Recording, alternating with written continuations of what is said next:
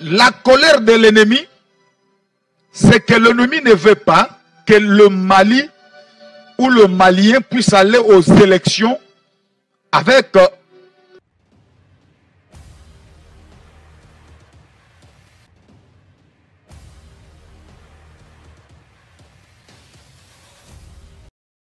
La prophétie refait surface. Il y a plus d'un an, le prophète congolais Parlin Bakajika avait prédit des bouleversements à venir pour le Mali. Aujourd'hui, ces paroles semblent se matérialiser sous les yeux du peuple malien.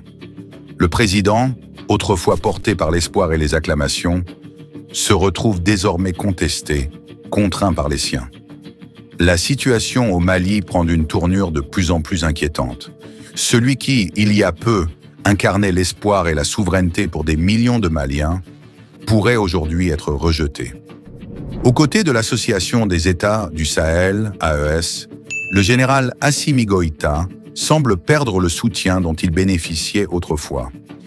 À la différence de ses homologues putschistes, Ibrahim Traoré du Burkina Faso et le général Abdourahmane Tiani du Niger, son influence et sa popularité diminuent. Autrefois perçu comme un leader fort, il est maintenant contesté. Son pouvoir vacille. Aujourd'hui, sa popularité décline sous le poids de ses propres décisions. La suspension brutale des partis politiques et des associations à caractère politique a réveillé une colère sourde au sein de la jeunesse malienne. Le Malien, il est temps de se réveiller. Avant le militaire conduit, avant le militaire qui trahit ses serments. Pas les dictateurs, vive la démocratie. La dictature ne marchera pas ici. Vive la démocratie. C'est quoi? Faire de la transition un pouvoir éternel. Est-ce qu'on y a intérêt?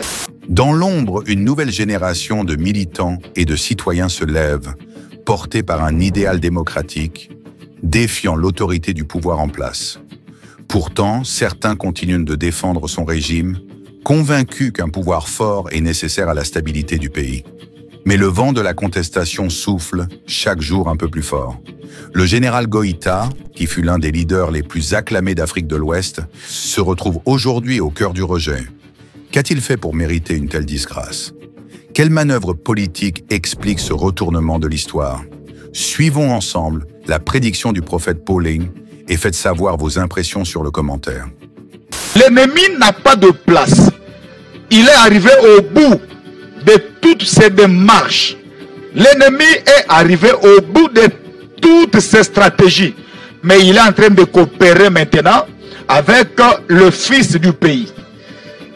Retenez ce message aujourd'hui parce que l'Éternel va confirmer tous ces messages qui sortent de la bouche de son prophète.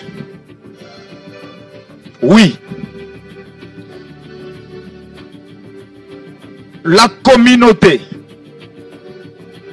de musulmans qui sont au Mali. On va passer par quelques chefs religieux, quelques responsables de la religion musulmane. Et ce sont ces gens que je vois autour d'une table en train de discuter, oui, avec quelques personnes, mais à la peau blanche. Je vois le blanc, l'homme blanc, mais ensemble avec quelques autorités religieuses. Et je vois la religion musulmane. Le Seigneur me dit ceci. Ils vont faire des stratégies et des complots pour attaquer l'actuel président qui dirige la transition au Mali.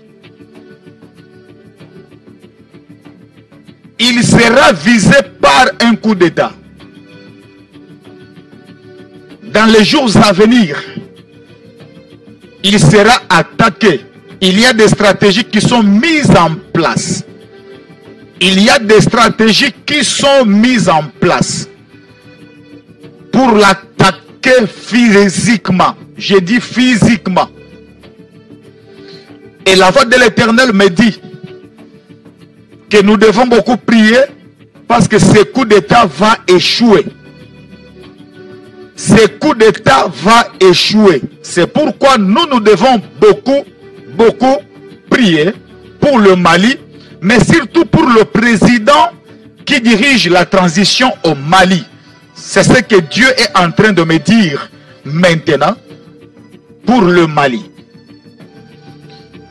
Écoutez encore, pendant que je suis en train de prophétiser, on me dit ceci. La colère de l'ennemi, c'est que l'ennemi ne veut pas que le Mali ou le Malien puisse aller aux élections avec l'actuel président. Le processus électoral, c'est ce qui fait peur aux ennemis. Ils savent et ils voient que si le Mali va aux élections demain ou après-demain, c'est l'actuel président de transition qui sera réélu. Alléluia. C'est ce que j'entends dans mes oreilles. S'il y a élection dans les jours à venir au Mali, c'est le président actuel qui dirige la transition qui sera réélu à la tête du pays. Il aura un mandat officiel. Et cela fait peur aux ennemis. Ils veulent maintenant l'écarter. Ils veulent les tuer par un coup d'État ou prendre le pouvoir par un coup d'État, même s'il sera en vie. Comme ça, les élections seront organisées par d'autres personnes. Et là, on va placer à la tête de cette nation quelqu'un d'autre qui sera comme une marionnette. Et Dieu me dit que ce coup d'État n'aura pas lieu au nom de Jésus, parce que l'Éternel est avec l'actuel président du Mali. C'est lui qui est au pouvoir.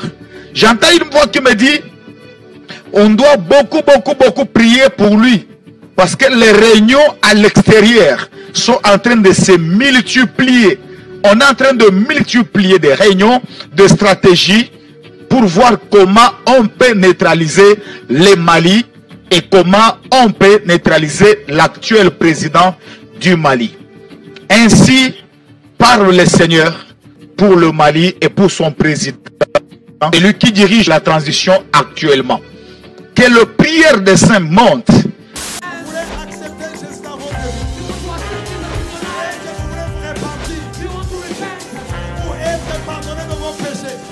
C'est pourquoi, mes amis, vous ne pouvez pas croire dans un prophète qui vient qui dit que lui, il est le chemin. J'étais païen, j'étais beau. Je deviens chrétien, je deviens vilain. Comment? Le silence n'est pas un vide, c'est un puissant langage de celui qui sait s'élever. C'est le langage du mature. La personne qui est mature répond de fois par le silence, se tait seulement. Si le ciel s'est réconcilié avec la terre par la croix,